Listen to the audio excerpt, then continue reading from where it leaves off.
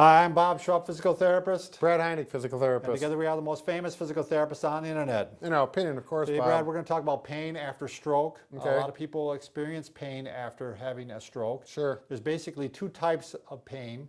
One, what I'd call probably normal, what you called mechanical pain. Right. That's like joint pain. A lot of times, for example, people get pain in their shoulder, and one of the reasons is the muscles on the shoulder aren't working like they should, and the muscles help hold the bone up into the socket real well. And because they're not working anymore, the bone starts to actually kind of migrate downward. Hold it right there. Yep. So right here, the rotator cuff muscles, the capsule, all these tissues get stretched out because the muscles are lax from the stroke. Pain is caused as a result, and that's why I say it's mechanical pain. Yep, it's not caused by the brain, which is the second one we're going to talk about. When you have a stroke, sometimes parts of the brain are damaged to the point they're not receiving the messages like they should. The nerves go up from your hands and your legs and go up into your spine and up into your brain, and the brain is not handling those messages correctly. So you might touch real lightly here, and that's perceiving it as ow, ow, ow, it's painful. So that's more called central pain. So we're going to talk about both of them, what to do, what things to try, both central pain and pain that might just be local. We'll get to this too, why Brad has this thing on. Yeah, this is... We're keeping you in suspense. It's got a reason. All right, the first thing that you may want to try is what we call modalities. Now you can try just regular heat to try, Sure. I don't know, that ice would be, a lot of people don't like ice after a stroke. But Yeah, you can try it, but if it's not helpful, you don't use it. But really the one we wanted to talk about today was called the TENS unit. That's TENS, transcutaneous electrical neuromuscular stimulation. I think I did it right, Brad. It's a mouthful. This one's made by EMPI. You can buy these online without a prescription, but I'll warn you, it seems like, and I haven't bought them, but when I read the reviews on them, a lot of people say they're not very strong. Sure. Where this one's pretty strong. You can get these quite often, like Medicare insurance will quite often pay for these, especially if your pain's been chronic. Right. And so you get a prescription, and then you go through a company like EMPI, and they'll go ahead, or your physical therapist, and they'll go ahead and get one for you. What's neat about this, we got some little pads here, electrodes. There's 4 of them on here. We don't want to take them off because we don't want to show you how to use it. Right. But you have this little unit here that you just hook up to your belt or somewhere on your body, or you can put it in a pocket even, and you have the leads that come off here, and you hook them up to the pads, and the pad, let's say you're having pain in your shoulder, just go ahead and on the skin, you'd put the pads on the skin over the area of pain, and you'd hook these electrodes, the leads up to it, and you'd have this hooked up, like I said, to your belt or into a pocket. Right. You're going to have to get trained by someone that knows how to use them.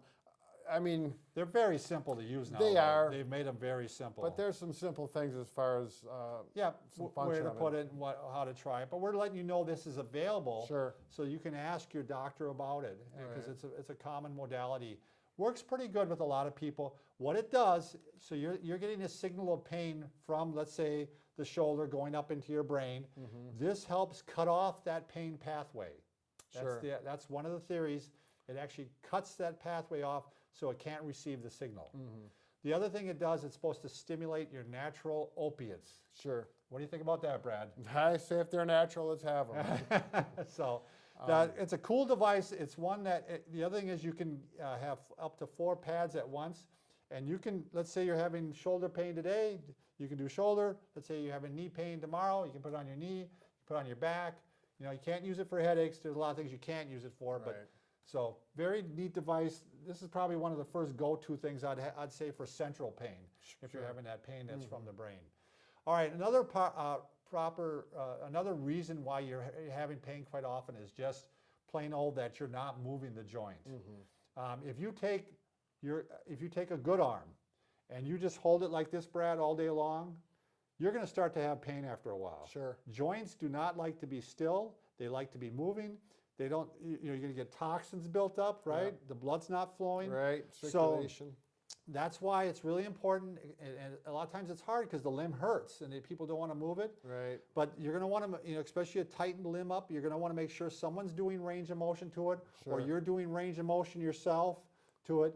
Somehow you got to get those limbs moving. Right. And we do have a good video on how to perform range of motion appropriately. Right. Like for example, on the shoulder, just one key, by the way, when you, especially most people do have somewhat of a sublux shoulder after a stroke, we don't want you bringing it up any higher than this. Because the muscles aren't working, you actually can get pinching up in here. And you keep pinching and you're going to run into problems. So bring it up to here, but make sure someone is actually moving it so that it's, the other thing, you may want to wear a sling when you're up to make sure that you're not getting that subluxation, that it's trying to help hold it up into the joint. The subluxation, the joint is being pulled down and separated by gravity. All right, the third thing you're going to want to do to try to help you control your pain is positioning, proper positioning, and even stretching. And that's where this comes in. This is an air splint. This is actually, what this is just a tube that you blow up and you put air into it. And if you have an arm, let's say, that tightens up on you, this is a great way to hold it out and stretch it and keep it out of that tightened position. I mean, we used to leave these on for a half hour, Brad. Sure. And this is when you were working at Mayo? Yeah, this is when I was working at the rehab unit at Mayo Clinic at St. Mary's. Okay. So you've had it on for quite a while. Is yours going numb or not? No, it's comfortable. You do have to make sure you don't get it too far up into Right. the armpit, because That'll put pressure on Yep, the nerves. yep. And so, and you can put these on the leg if you have a leg that tightens up on you. They even have one that goes down into the foot. So we put it on hands that tighten up. Go ahead. And I think we should show them how it works, actually. Just with your mouth, you can blow air into it. I'm going to let the air out. Yeah. There it goes. And then you, Just unzip can you it. unzip that, Bob? Yeah. And then you can take it out and then Right. move it. The idea is that my arm would have been straight, stretch it out, put that on, hold it in that position for, Right. 20, 30 minutes, whatever it may be, if that's comfortable.